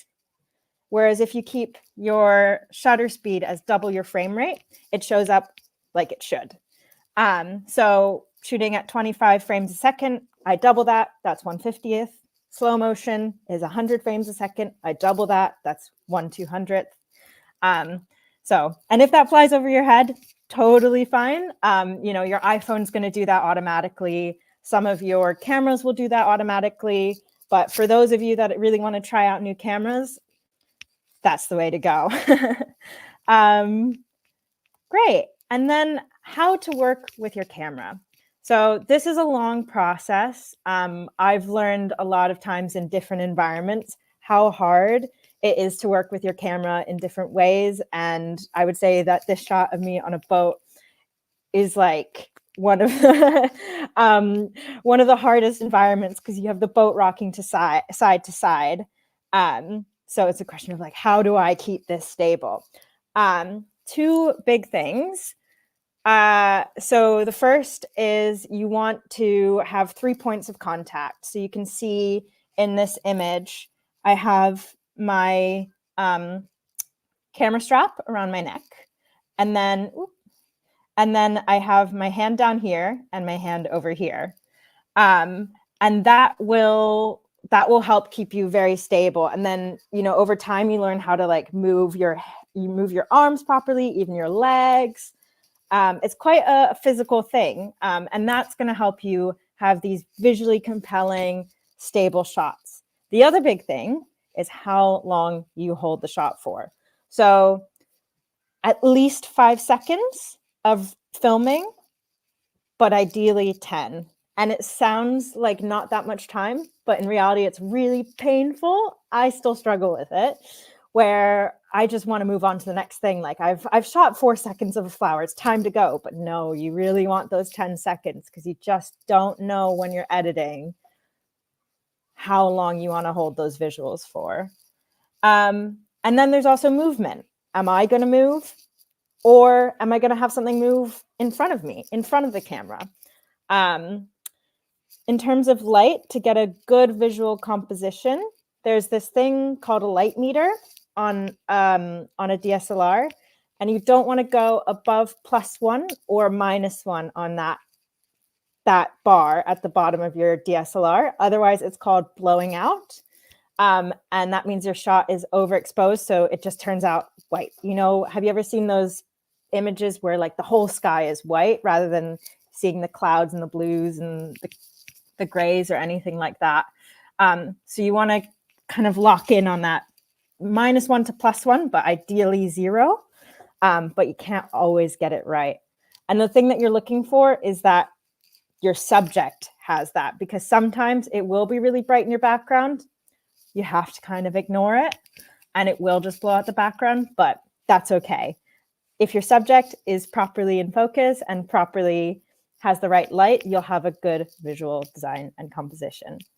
Again, I know I'm not speaking about audio, but it's so important that I just want to say you should always be listening for things like planes and sirens, people talking too loudly, those sorts of things. Just pause for a second while you're filming and then get back into it, especially on an interview, because it's going to be really hard to communicate your visual story without that good audio that's clean. And then the last and biggest thing, patience. Let things happen. You know, if you're telling a story and you're telling a story with a person visually, you have to wait for them to do things. You have to wait for them to say things. And that just takes time. And so a really, really big thing with visual composition is just waiting, holding that shot longer, letting things happen, letting people relax into being around you and your camera. And then, yeah, so moving on to composition specifically. I'd mentioned previously that there's kind of two ways to think about composing your image. There's moving the camera or movement within the frame, so within the picture itself. Moving the camera can mean starting out really far away from something and then zooming in by physically moving. Sometimes people will move the camera itself and zoom in there. It's harder to get that right, so I would say move your body. And then there's also having movement in the frame. So having a frame that's, you know, static, like on a tripod or, you know, leaned up against a stack of books. That's one of my favorite methods. Up against a tree if you're out filming in the environment, wherever you can keep it steady, and then let things happen. Let someone make a cup of coffee. Let someone walk away into the distance. Or, you know, in this shot in the bottom left, I let him walk around and forage for mushrooms and kept this camera really, really steady. There's also having a mixture of shots. So we call it a wide. So the wide is these really far away shots that get you out into the whole landscape or zoom out from the character that you're going to have. Then there's close-ups. So having someone's face, having, you know, the flares from a protest. So this would be a wide, and then this would be the close-up. And then there's also detail shots. So you have, oh, well, they're pointing to a map. They're talking about a map. Let's show the hands. And there's also, you know, ones beyond that, like the super close up or the medium shot, but I think that's getting a little bit too into the details. So we'll leave those. But basically, when you're thinking of composing your film, thinking of composing your images, think about how the mixture of these things to tell your story. So if someone's talking about, you know, how they're reforesting an area of Scotland, you might get them a wide of them around a bunch of trees in the landscape, so you know where they are. And then you get a close-up of their face, and then you get the details of them planting the trees. So you really want to be thinking about what they're saying and how your visuals can complement that. And so for that reason, you have to repeat a lot of the same actions from different angles. If you're filming with yourself, that's easy to negotiate. If you're talking to someone else, you sometimes have to kind of kindly ask them, like, can we do this again? I really want to get another shot of it. And so that's where things like communication can be really valuable. And yeah, so basically that's called B-roll. So B-roll of things that your character talks about. You want to be able to show exactly what people are saying. Most of film is people talking underneath what's called the B-roll. So for example, in this, I had the mushroom forager talking about the type of mushroom he was foraging for, but you didn't really see the interview at all. You just saw him in the landscape, and then you saw like a shot over his shoulder and then a shot of him picking the mushrooms. So the visuals are really important to get, and you have to listen in your interviews, or if you're not doing an interview or just kind of doing voiceover, just thinking about all the different kinds of visuals that you can get to cover that film with really beautiful stuff. And then there's the ways that you can elevate your visuals. And one of the ways is archive material. And I wanted to point to a really cool new resource called Open Planet, which has a massive archive, especially of natural history footage, that you can freely use for environmental purposes. And I think that's a really, really cool thing to do, especially if you're starting out, to use these visuals to elevate whatever your message is.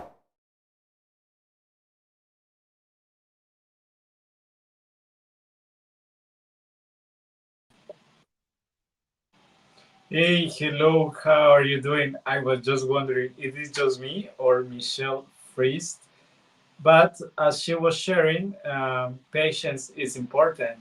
And when you are doing this kind of shooting, I think what she just mentioned about waiting for the shot, because sometimes a mistake that I'm personally doing is trying to build the scene, but when it's not organically, it doesn't have the same essence, and you cannot communicate what you are intending to, even though that you put there like your own, all your energy. And yeah, let's wait for them, but let's bring Hannah on the stage so I'm not here alone. Yeah, no, I was also reflecting about the importance of patience, and if we want to effectively communicate what we see, then we have to know how to deliver, right? So I think Michelle texted she's back. Probably she lost her connection. Hello. Yeah, I lost my connection. I am in a beautiful part of Scotland that is very remote. I'll show you talk about visual design and composition. Wow. It's gorgeous, but it is a little remote. No worries. Actually, we're just sharing how important patience is. So we're just waiting. But please keep going. And you still have a couple of minutes, and then we go with some questions, Michelle. Perfect. Am I back to sharing my screen? Yeah, perfect. Hopefully it won't disappear again. So there's also such a thing as color palette. So in my most recent film, Arctic Ice Under the Midnight Sun, which you can see just here, it's all about Arctic sea ice disappearing, but it's a music film, so there's no talking in it. And so I was like, I have to pull out all of the blues that I can get in this to really show how gorgeous this sea ice is. So you can really think like, oh, I really want this to look really green. I want this to look really, I don't know, purple, and really look for those details in your environment and pull them out. Foreground and background, so you can have different things happening in different places. So in this top shot, the mushroom is in focus, but he's foraging in the background. And then here as well, you have these people who are protesting inside the environment agency. And then you have people in the mirrors kind of looking at them like, what's going on? Another really big thing visually is emotions. Humans, we are animals. And we really relate to emotions. So if you can get people's emotions, that's super important. Music as well. So get your visuals complemented with really, really good music. And then finally, graphics and font design. So picking really compelling fonts and good design will really elevate your visuals and bring your design and composition to a new level.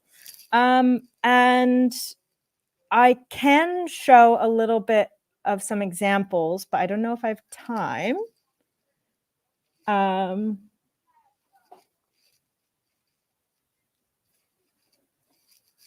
Do I have time, or should I leave it there? No, yes. Let's play one, I guess, and then we go with the questions with Myrna. Let's Great.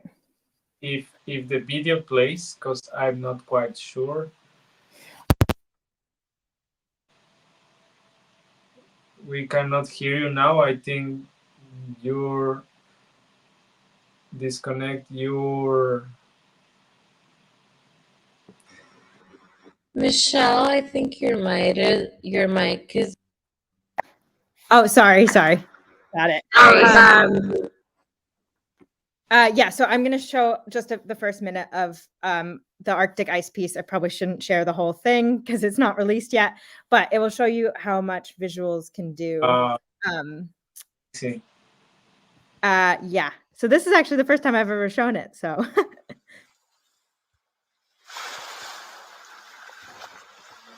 Oh, actually, it's on a different screen. Let me see if I can get it. Video. I'm happy now. I'm excited. I want to see it. Share screen. Because we have with Reeforesting for Peace to connect with some youngsters from the Norway that are working also on the Arctic.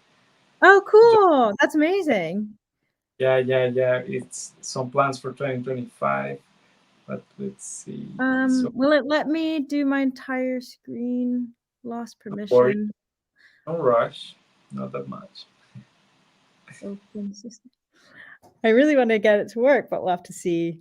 Yes, there we go. This might work. Nice. Wait, I think. Are you sharing it? Not just yet. I'm just trying to get the permissions right. Share screen. Is that going? No. Oh no. Wait. Are you? Is it there? Are you sure you're not sharing it yet? I tried to, and it just wasn't letting me. I'm trying one more thing as a video file, and if not, we might have to leave it. One more chance. I don't think that one's going either. Bummer. Oh, is here. I saw it. It yes. Is. Okay.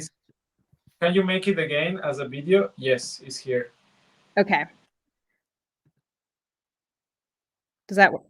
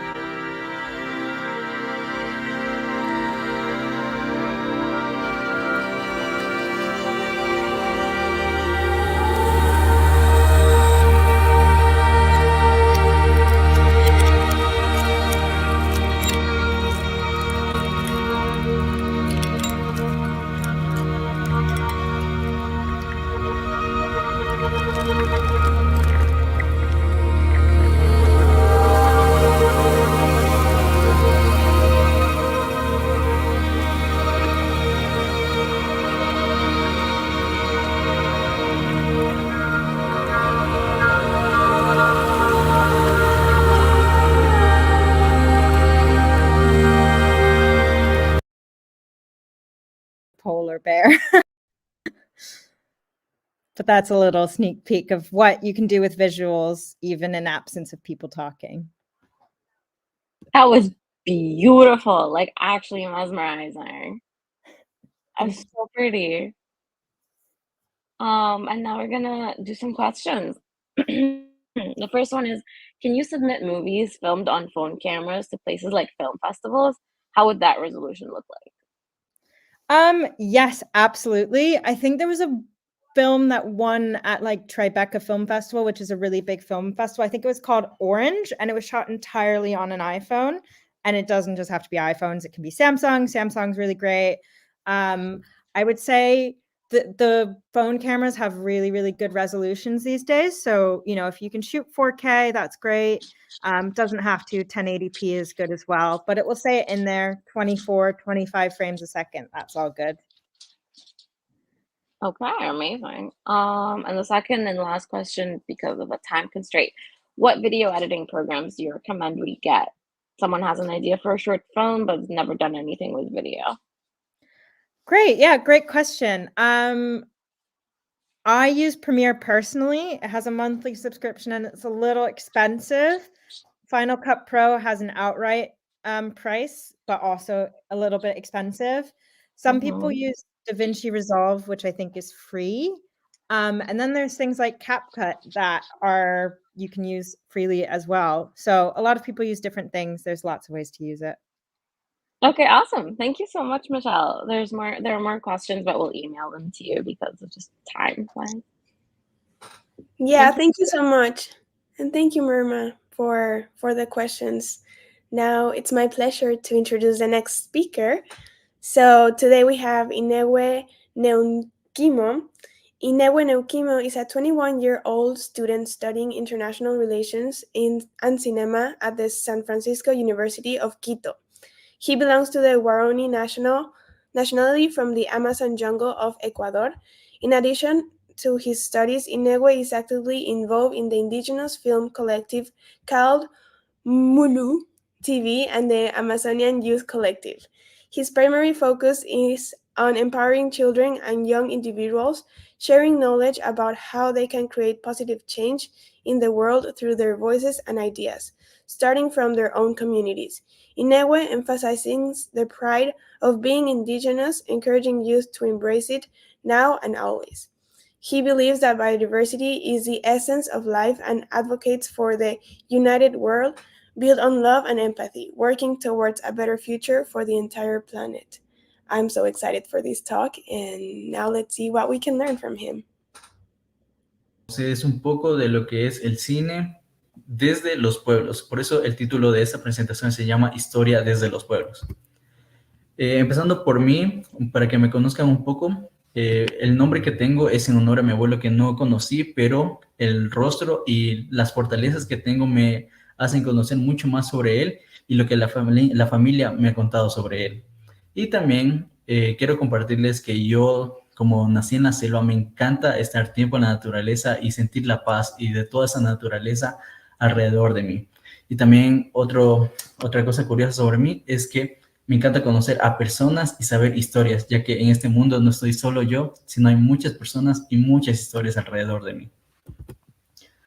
Y para este tema yo siempre empiezo por el storytelling, que es el narrar historias a través de diferentes formas, y por eso yo tengo una frase que me encanta, que es: cuando contamos una historia, conectamos, y después de conectar, vivimos esas historias. Entonces yo he puesto 3 fotos y seguramente se están preguntando por qué se pone y cómo el storytelling se relaciona con estas imágenes. Entonces, para el storytelling también necesitamos narrar algo que enganche a la gente y dar un contexto a la gente que está a nuestro alrededor y también detrás de la pantalla, como cada uno de ustedes. Entonces, yo he puesto 3 imágenes. En la primera es uno de mis abuelos con el que pueden relacionarme, y la historia de él a mí me abraza y me hace conectar mucho más con las demás personas, con mis familiares, con mis amigos. Entonces, compartir eso, compartir historias, compartir sueños, compartir cada una de las cosas que tenemos en nuestra vida. También a través de las historias podemos conectar con personas que han vivido y nos han contado historias pasadas y que ahora podemos transmitirlas, como en el ejemplo está mi abuelo, y yo puedo transmitir a la segunda foto, que son a los niños, que son las futuras generaciones, que ellos también van a contar historias. ¿Y por qué no ser parte de esos sueños y vivir esos sueños? Pero también tenemos que pensar a qué público estamos hablando. Entonces, cuando contamos a una persona o cuando damos una charla a un público, tenemos que saber a qué público va dirigido. Por ejemplo, si subimos un reel y nosotros somos jóvenes, puede ser que esté conectado también a la influencia en la que estamos viviendo. Y si contamos, por ejemplo, leyendas, va a ser para un público mayor, pero no va a ser también para un público menor. Entonces tenemos que saber qué mensaje estamos dando. cómo lo hacemos, y también por eso importa mucho el tono de la voz, el cómo nos expresamos a través de nuestro cuerpo, de nuestra voz, y los tonos y los momentos en los que vivimos. Entonces, ¿cómo puedo yo transmitir algo y que ese mensaje llegue a esa persona? Entonces, yo he puesto diferentes fotos para que ustedes vayan también analizando y cómo podemos llegar a esas personas sin que sea muy abrumante o muy bajo el nivel del mensaje. Y mi parte favorita es también qué medios puedo usar. Entonces, cómo puedo llevar, cómo puedo transmitir ese mensaje. Y yo he puesto una foto mía, porque yo también hago cine, y también cómo podemos manejar estos medios. Tenemos las redes sociales como Instagram, TikTok, Facebook, o también las tradicionales que son como radios, también pueden ser mensajes de texto. Entonces, todo esto podemos generar una red en la que todo lo que hagamos o lo que decimos sea transmitido. Y yo siempre digo, y he puesto la frase de que todo lo que pueda grabar y compartirse es de gran utilidad, porque el mensaje puede llegar a todo lado, pero siempre usando el medio correcto. Y como para un botón basta, les he puesto un caso muy peculiar en el que todo el movimiento y toda la comunicación nos ha servido de forma directa.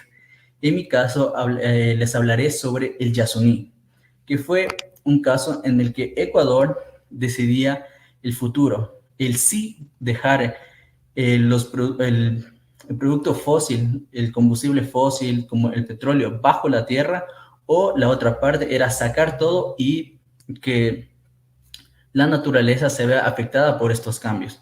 Entonces aquí pueden ver la frase que está como Yasuní, a global environment victory.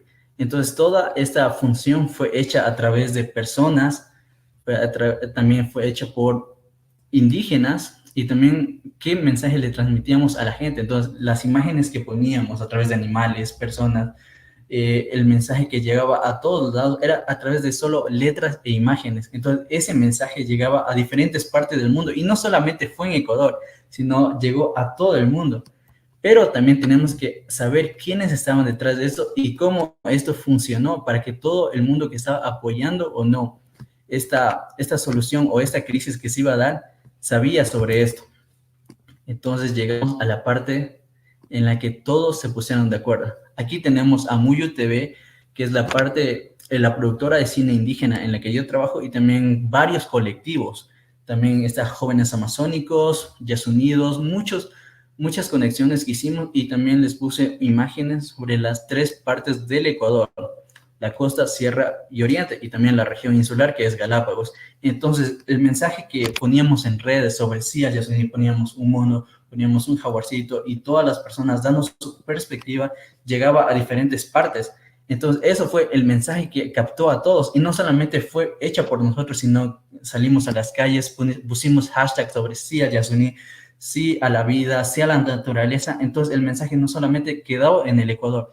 Actores también como Jason Momoa, Mark Ruffalo, Nat Kelly, Leonardo DiCaprio apoyaron esta iniciativa, ya que el futuro es verde. Entonces, ¿por qué no apoyar a una salida en la que, como sabemos, actualmente vivimos una crisis climática? Entonces estamos buscando maneras para reducir el carbono, para reducir la basura, para reducir todo lo que nos afecta y tener una vida digna y con mejores soluciones a futuro.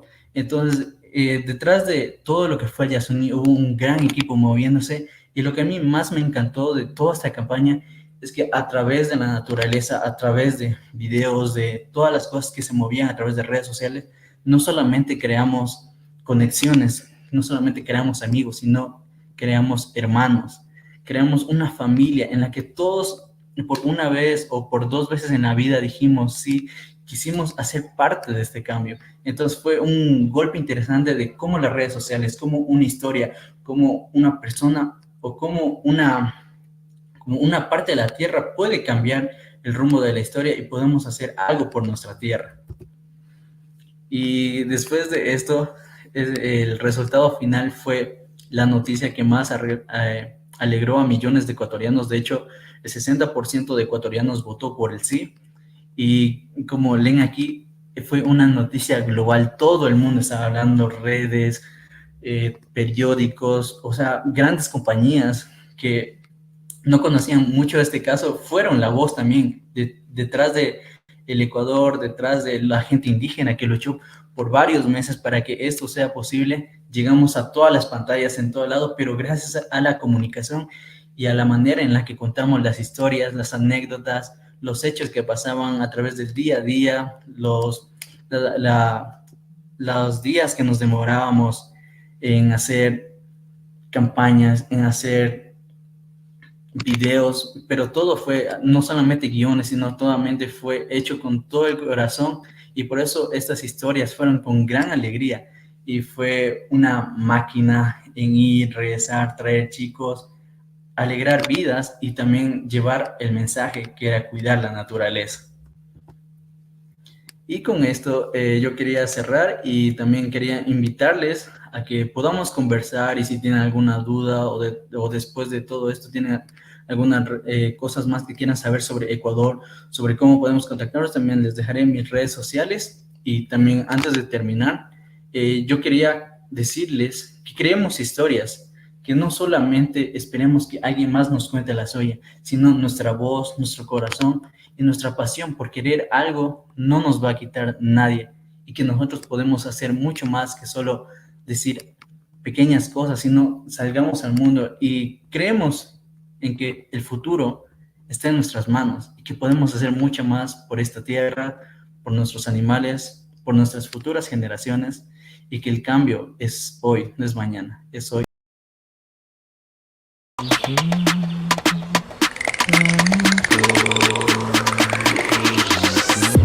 The answer is every person on this planet.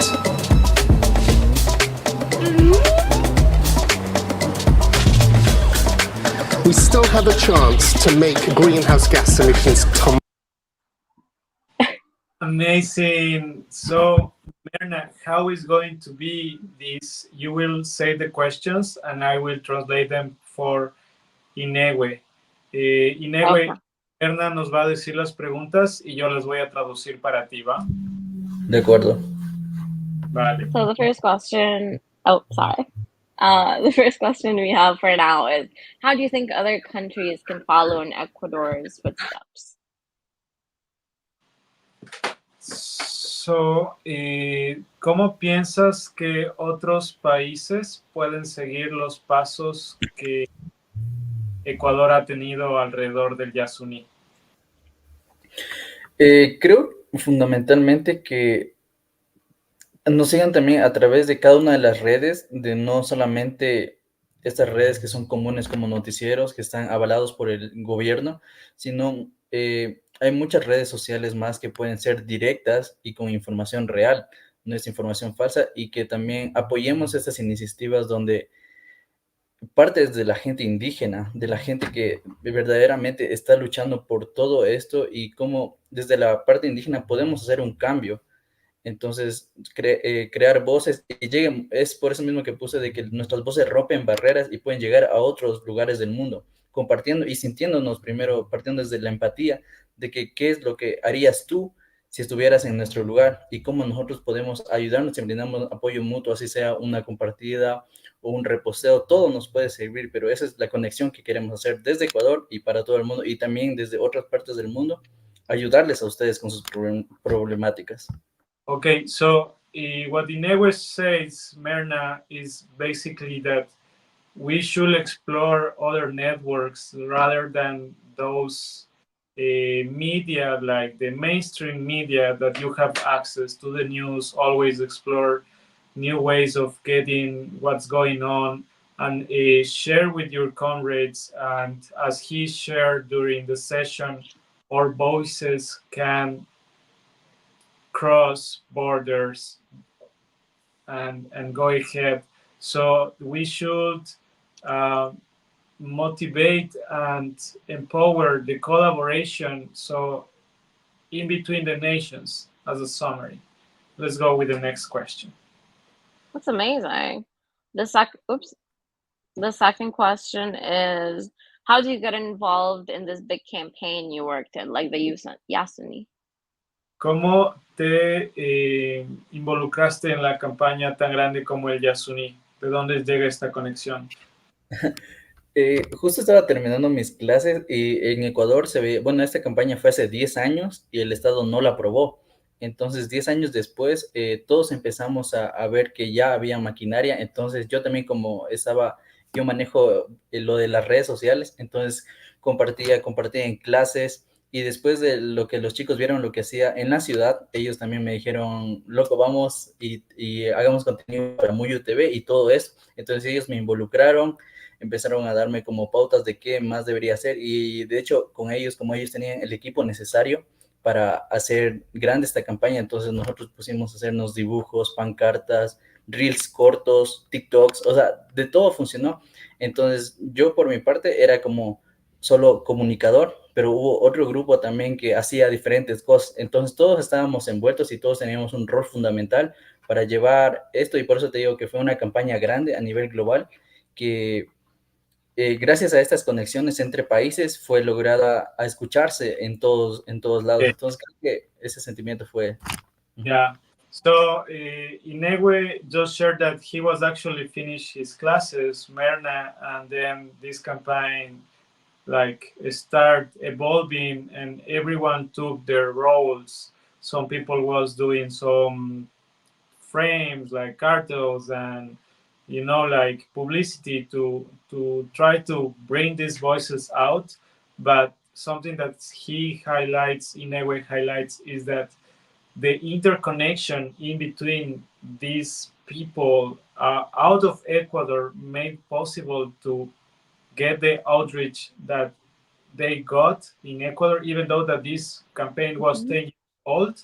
This last time is when it explodes and Ecuador finally votes yes for keeping the oil instead of exploiting it. So the campaign that Iniwe just shared is about stop using fossil fuels, like fossil fuels out, and now some other options that Ecuador is about to explore. Like, we love that. Yeah. Okay, we have a last question, I guess. Yes, and it's the most important one. How can we amplify and support the voices of indigenous communities? ¿Cómo podemos ampliar ampliar las voces, pero también dar soporte a las voces de las comunidades originarias? De hecho, eso también estamos haciendo porque estamos haciendo campañas para que los chicos, por ejemplo, no tienen este acceso a trabajos fijos aquí en la ciudad. Entonces, nosotros a través de Muyo TV también estamos enseñando y creando clases de cine y también de producción audiovisual para que ellos tengan otra salida y ellos mismos puedan empezar a desarrollarse a sí mismos para hablar en público, para compartir todo y sin necesidad de que sea hecho por personas de afuera, sino ellos mismos aprendan y que ellos mismos puedan contar sus propias historias. ¿Y cómo apoyamos esto? También tenemos como el colectivo también nos ayuda con el equipo necesario para ir a las comunidades y que ellos aprendan por sí solos y se desarrollen en todos los ámbitos posibles. Okay, so what Inewe was sharing basically is that he expects the indigenous youth to get trained, to learn these skills. They are trying to collaborate between each other to share the knowledge, and everyone gets upgrading their own skills so everyone can take their role into these campaigns and communicate. And is what I can share right now, because honestly I was just checking out the videos and also the background, so I'm like but in general, Inewe, that eso es increíble. Inewe, Merna, do you have any other questions? I don't know. There is one, but I would have to ask you to read it out, Augustine. Okay, so, ¿cómo haces que gente joven se una a tu causa? Ah, no mames, tú puedes también leer, ¿eh? I just... ¿Cómo que más gente joven? Creo que yo transmito también como esa vibra de ser empático con la gente y entender también qué es lo que ellos quieren. Entonces, yo conecto, eso es lo que yo amo de mí, es como conectar rápidamente y que ellos también se sientan enganchados con esa noticia, compartir. Por eso siempre dije al inicio de que esto de compartir historias y conocer a gente es lo que me motiva, porque muchas veces parte de esas historias pueden conectar sueños, y es lo que pasó con mi universidad. Entre dos amigos se conocieron y crearon la universidad. Entonces desde ahí es como conocer diferentes personas y desde ahí impulsarnos a todo. Y cuando te unes, estas conexiones logran muchas cosas, como fue el caso de Yasuni. Conociste personas y conocí a todos. So, he shared something really beautiful and important, that what he loves about himself, maybe this is where I should start, that his love of himself let him understand that he loves that he is empathic with people and that he can share and communicate. And when you are sharing a story leads into dreams, and dreams into actions, and actions into realistic things. So, for example, the university where he studies, this university started as a conversation within two friends, and now you have the university. Then the Yasuni campaign will start as sharing a story within a group of people, and then they start to communicate. As when we did Merna in COP27. COP27. And here we are having the Global Youth Coalition streaming in 4 languages, people from Ecuador, Cairo, Mexico, and me from the world. I'm in Hong Kong right now. So I guess that's How it. cool is that? Yeah. That is it. Anna? Yeah, muchas gracias. O sea, I just want to say thank you so much for your valuable information. Muchas gracias por toda la información que nos has dado. Es hermoso que podamos conectar contigo y que poco a poco justamente compartimos y nos unimos a la causa. Así que muchas gracias. Estamos en contacto. And yeah, basically we're... Muchas gracias. Actually, one last thing. Inewe, wait there, not te vayas. We have to announce that we will start giving away GoPros and microphones again. We have a plan finally, because we will have some people in Bonn that will take this in all over the planet. Entonces, Inewe, vamos nosotros a entregar algunas GoPros y micrófonos a jóvenes, a NGOs, y la gente puede participar. So, sorry for the interpretation that I'm mixing languages, but the main idea is that you guys go with Ecoverse, check, right? Hannah, you can find there the mini games and participate for these amazing prizes. That's the first thing. Second thing, you can get $2,500 if you post a video 3 to 5 minutes with your decarbonization maritime idea. Check drivet.org for more information. And thank you so much. Gracias, Inewe. Thank you, Merna, Hannah, Chris, Irene. Thank you, everyone. Thank you, eco-interpreters. This is Reeforesting for Peace. And of course, we are the Global Youth Coalition. Thank you, guys. Thank you, everybody. Remember to rate the session.